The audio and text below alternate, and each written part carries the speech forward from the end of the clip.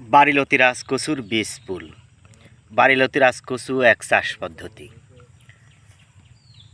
কখন বারিলতি রাজকচু এক চাষ করলে 35 দিনে ফলন পাওয়া যায়?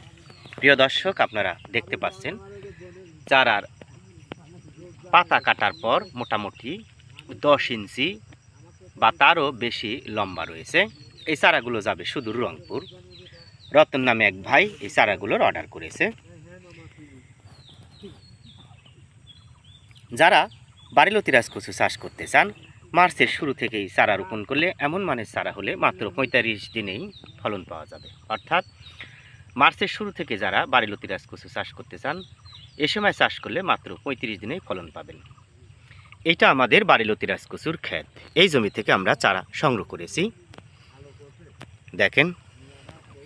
তো আসুন আমাদের বারিলতি রাজকচুর জমিতে কি পরিমাণ চারা আছে, কেমন চারা আছে আপনাদের দেখাই। এই দেখেন, দেখতে পাচ্ছেন সুস্থ সবল চারা, এগুলো কিন্তু বীজ।